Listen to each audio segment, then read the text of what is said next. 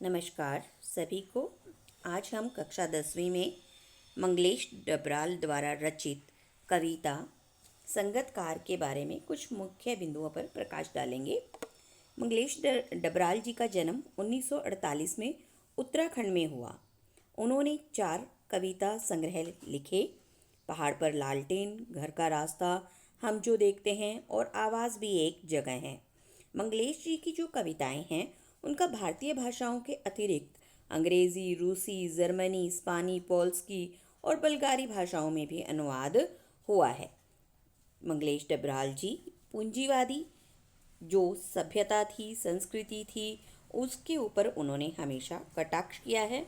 उनका सौंदर्य बोध बड़ा ही सूक्ष्म है तथा बड़े प्रभावशाली शब्दों में उन्होंने अप्रत्यक्ष बातों को भी प्रत्यक्ष रूप से हमारे सामने प्रस्तुत किया है।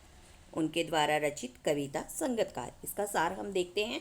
कविता में मुख्य गायक का साथ देने वाले संगतकार की भूमिका के ऊपर विचार किया गया है। ये जो संगतकार है नाटक, फिल्म, संगीत, नृत्य किसी भी परंपरा में हो सकते हैं। तो यहाँ दिखाया गया है कि जो संगतकार है वो अदृश्य होते हुए भी किस प्रकार से जो मुख्य गायक है उसके काव्य को, उसके गीतों को या उसके कार्यों को एक महत्व प्रदान करता है। अब हम देखते हैं कविता संगतकार। तो सबसे पहले हम संगतकार के अर्थ को समझेंगे। संगतकार यानी कि संगत करने वाला, साथ देने वाला, वह व्यक्ति जो दूसरे व्यक्तियों का किसी भी कार्य में साथ देता है उसे हम संगतकार कहते हैं। ज़रूरी नहीं कि यह संगीत के क्षेत्र में ही हो, फिल्म के क्षेत्र में ही हो, यह अन्य क्षेत्रों में भी, उद्योगों में भी जो मुख्य उद्यमी का साथ देने वाले व्यक्ति हैं या राजनीति में मुख्य नेता का साथ देने वाले जो व्यक्ति हैं, यानी कि जो हमें दिखाई नहीं देते अप्रत्यक्ष रूप से, परंतु जो मुख्य नायक है उसका साथ दे रहे हैं, उसे ही हम संगतकार कहते हैं।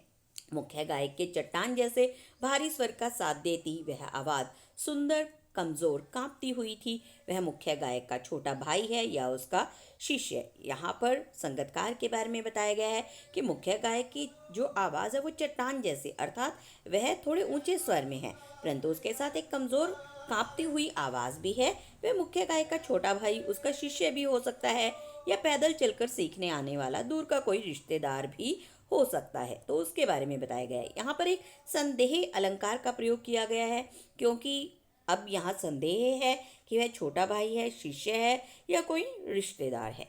वह अपनी गूंज मिलाता आया है प्राचीन काल से। गायक जब अंतरे की जटिल तानों के जंगल में खो चुका होता है या अपने ही सरगम को लांग कर चला जाता है भटकता हुआ एक अनहद में, तब संगतकार ही स्थाई को संभाले रहता है। जैसे समेटता हो मुख्य गायक का पीछे छूटा हुआ सामान, जैसे उसे याद दिलाता हो उसका बचपन जब वह नौसिखिया था। तो यहाँ पर बताया गया है कि जो संगतकार है, जब मुख्य गायक अपने सरगम यानी कि सरगम मतलब जो 7 सुर हैं उनमें लांग कर जब वह अंत बहुत अधिक अपने सरगम में व्यस्त हो जाता है या लीन हो जाता है तो कई बार अपनी धुन से हटकर वह आगे चला जाता है। अनहद मतलब होता है कि एक ऐसी स्थिति में जब जो गायक है वह ब्रह्मानंद में लीन हो जाता है, अर्थात एक ही सुर को बार बार गाता रहता है, तब संगतकार ही आता है और जो मुख्य गीत है उसको संभालता है।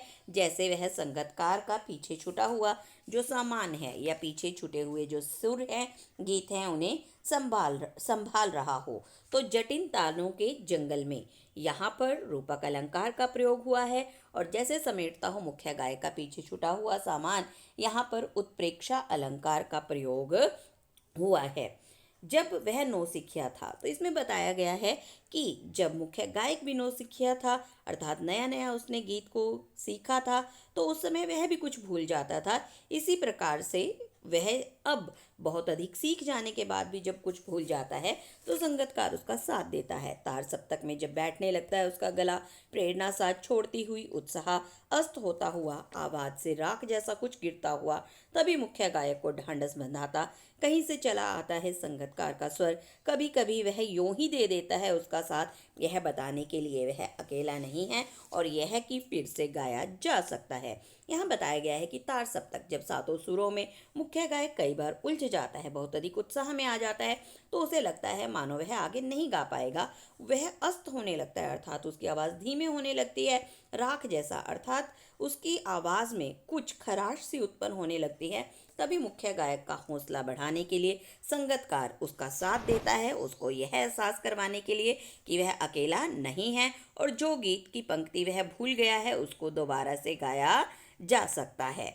गाया जा चुका राग और उसकी आवाज़ में जो एक हिचक साफ सुनाई देती है या अपने स्वर को ऊंचा न उठाने की जो कोशिश है, उसे विफलता नहीं उसकी मनुष्यता समझा जाना चाहिए। तो यहाँ बताया गया है कि संगीतकार जब गाए जा चुके राग को दोबारा से बोलता है या उसकी आवाज़ में जो एक ही हिचक होती है, हिचक क्या होती है, वह मुख्य गायक से अपनी आवाज़ को ऊंचा नहीं करना चाहता, क्योंकि यह उसकी विफलता असफलता नहीं है, बल्कि यह उसकी मानवता है कि वह हमेशा मुख्य गायक की जो प्रशंसा है, मुख्य गायक को ही इस बात का श्रेय दिलाना चाहता है कि तुम ही श्रेष्ठ हो। हालांकि वह उससे अच्छा गा सकता है, परंतु वह कभी भी मुख्य गायक से अपनी आवाज़ को ऊंचा नहीं करता। तो इस कविता में जो संगीतकार है, साथ देने वाले लोग हैं, उनके बारे में बताया गया है कि किस प्रकार से उनमें मनुष्यता होती है और वो हमेशा अपने कार्य को बहुत दिल से करते हैं, बहुत लगन से करते हैं और अपने नायक को कभी भी इस बात के लिए